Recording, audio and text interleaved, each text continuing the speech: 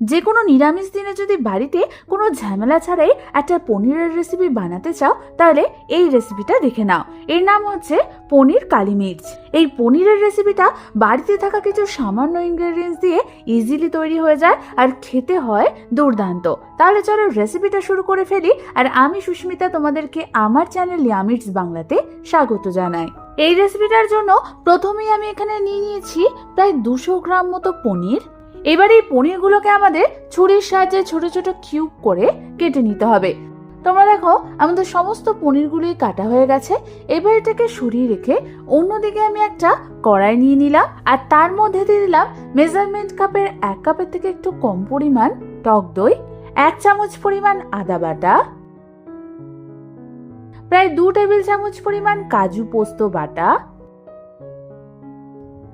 আর দিয়ে দেব 1 চামচ পরিমাণ গোলমরিচের গুঁড়ো, 1/2 চামচ পরিমাণ ধনে গুঁড়ো, স্বাদ অনুযায়ী নুন, স্বাদ অনুযায়ী চিনি, 1 খানা তেজপাতা, 4 থেকে 5টা মতো গোটা গোলমরিচ, 1 ইঞ্চি মতো দারচিনি, 3 খানা লবঙ্গ, 3 খানা এলাচ, আর আমি ওর মধ্যে কেটে রাখা সমস্ত পনিরগুলোকে দিয়ে দেব। এবার আমাদের সমস্ত কিছুর সাথে পনিরটাকে ভালো মতো নাড়াচাড়া করে মিশিয়ে নিতে হবে।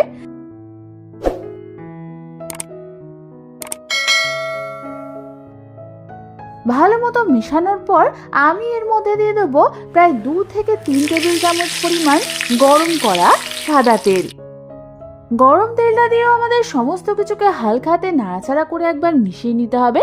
তারপর আমি এই কড়াইয়ের মধ্যেই পনিরটাকে ম্যারিনেট হওয়ার জন্য রেখে দেব কমপক্ষে 10 থেকে 15 মিনিট। প্রায় 10 থেকে 15 মিনিট ম্যারিনেশনের পর আমি এটাকে গ্যাস জ্বালিয়ে বসিয়ে দিলাম। তারপর আমাদের এটাকে মিডিয়াম ফ্লেমে কুক করে নিতে হবে প্রায় 4 থেকে 5 মিনিটের জন্য। প্রায় 2 থেকে 3 মিনিট পর ঢাকনা সরিয়ে আমি এর মধ্যে দিয়ে দেব 2 থেকে 3টে টুকরো করে কাটা কাঁচা পাকা লঙ্কা, আর দিয়ে দেবো প্রায় 1 চামচ পরিমাণ কসুরি মেথি। এবার আমাদের সমস্ত কিছুকে ভালো মতো আরো 1 থেকে 2 মিনিটের মতো নাড়াচাড়া করতে হবে।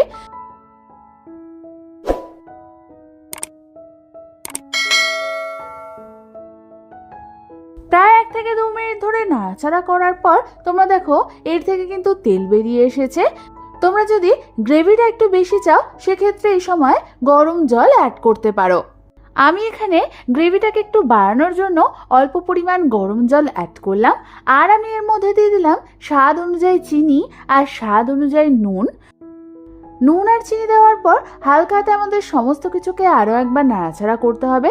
তারপর আমাদের এটাকে মিডিয়াম ফ্লেমে ফুটতে দিতে হবে আরও 2 থেকে 3 মিনিটের জন্য। 2 থেকে 3 মিনিটের পর গ্রেভির কনসিস্টেন্সিটা যখন হালকা ঘন হয়ে আসবে তখন আমি এর মধ্যে দিয়ে দেব 1 চামচ পরিমাণ গোলমরিচের গুঁড়ো, 1/2 চামচ পরিমাণ গরম মশলার গুঁড়ো, আর 1 চামচ পরিমাণ ঘি। ঘি আর গরম মশলার গুঁড়োটা দিয়ে হালকা হাতে একটু নাড়াচাড়া করে নিলেই কিন্তু তৈরি হয়ে যাবে আমাদের দারুণ স্বাদের নিরামিষ এই পনিরের রেসিপিটা।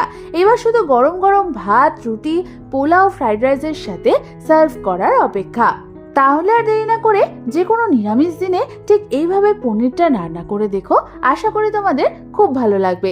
আমার চ্যানেলে পনিরের কিন্তু আরো দারুণ দারুণ রেসিপি রয়েছে, দেখতে চাইলে চ্যানেলে গিয়ে দেখে নিতে পারো। রেসিপিটা ভালো লেগে থাকলে একটা লাইক অবশ্যই করে দিও। আর এরকম দারুণ দারুণ রেসিপি আমার কাছ থেকে পেতে হলে আমার চ্যানেলটাকে সাবস্ক্রাইব করতে একদম ভুলো না। আজ তাহলে পর্যন্তই, আমি আবার চলে আসবো তোমাদের কাছে নতুন কোনো রেসিপি নিয়ে।